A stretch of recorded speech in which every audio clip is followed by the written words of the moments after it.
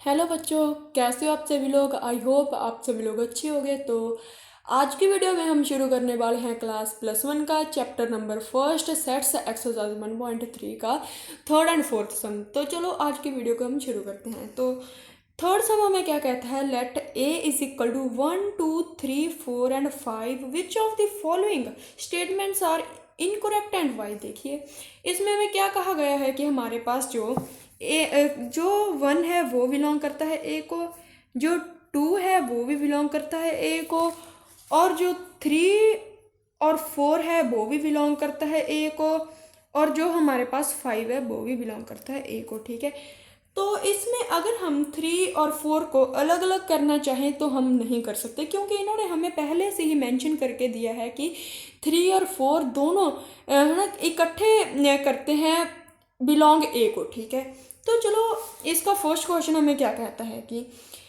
अब एक बात मैं आपको पहले बता दूं कि अगर कोई चीज़ एलिमेंट होती है तो फिर उसको हम रिप्रेजेंट करने के लिए बिलोंग टू का साइन लगाते हैं, और अगर हमारे पास कोई चीज़ सेट होती है तो उसको रिप्रेजेंट करने के लिए हम सबसेट का साइन लगाते हैं। ठीक है, तो चलो आज की वीडियो को तो चलो हम देखते हैं। तो फर्स्ट सम हमें क्या कहता है, 3 और 4 है यो, क्या ये हमारा सबसेट है ए का? नो। अब देखिए 3 और 4 क्या सबसेट है हमारा ए का? नो, बिल्कुल भी नहीं, क्योंकि 3 और 4 है जो हमारा बिलोंग करता है ए को। अगर हम इसके ऊपर एक और करली ब्रैकेट लगा देते हैं तो फिर जो हमारा एलिमेंट से क्या बन जाता है, सेट। तो सेट, अगर हमारे पास कोई सेट होगा उसको रिप्रेजेंट करने के लिए हम सब सेट का साइन लगाएंगे। ठीक है, तो फिलहाल तो जो हमारे पास क्या है, एक एलिमेंट है, तो इसको रिप्रेजेंट करने के लिए हम बिलोंग टू का साइन लगाएंगे। लेकिन इन्होंने हमें क्या कहा है कि 3 और 4 क्या हमारा सबसेट है ए का, तो ये तो बिल्कुल ही गलत हो गया, तो ये क्या हो गया, फॉल्स है। ठीक है, सेकंड देखिए, सेकंड क्या है, क्या 3 और 4 बिलोंग करता है ए को? यस, बिलोंग करता है।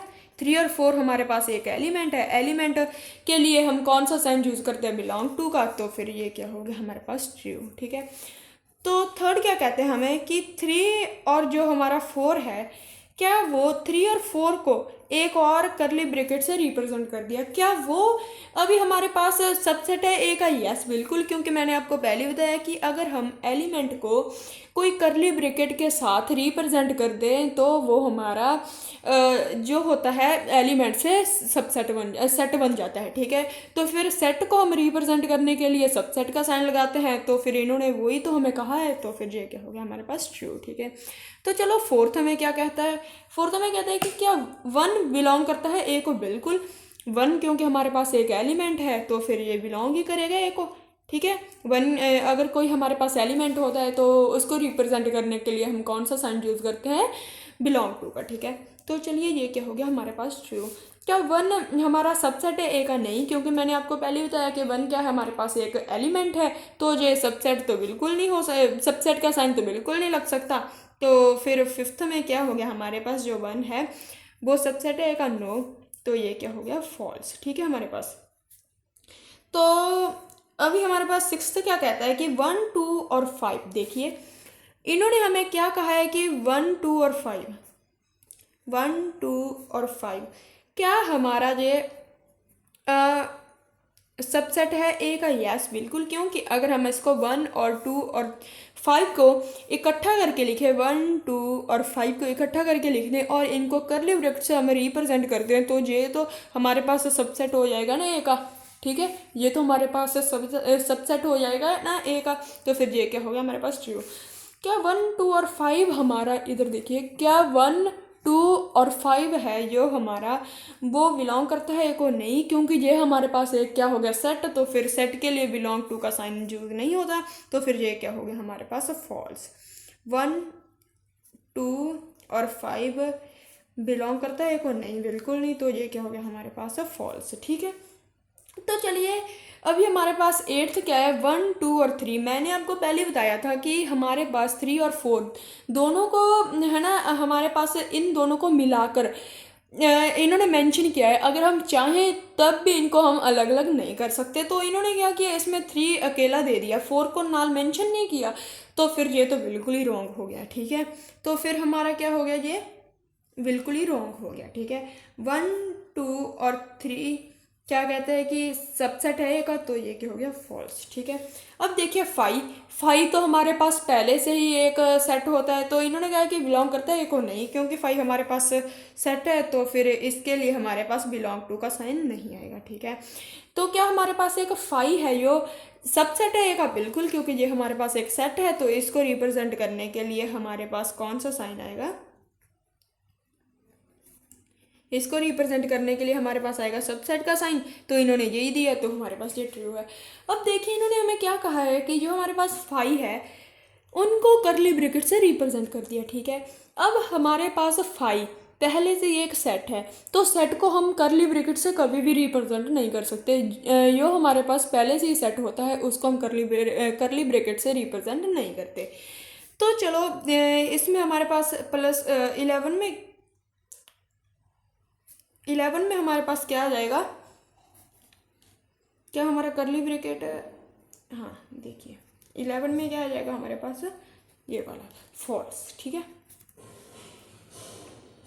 अब देखिए इसमें इधर 9th आना था, इधर आना था 10th, इधर आना था 11th, ठीक है। तो अब देखिए 4th का फर्स्ट पार्ट हमें क्या कहता है, 4th क्या है पहले तो question, write down all the subsets of the following sets. इसमें हमें सभी सबसेट्स को निकालना है, ठीक है। ये क्वेश्चन इंपॉर्टेंट है, ये 2 मार्क्स में आ सकता है, ठीक है। तो चलिए फर्स्ट पार्ट हमें क्या कहता है 4th का,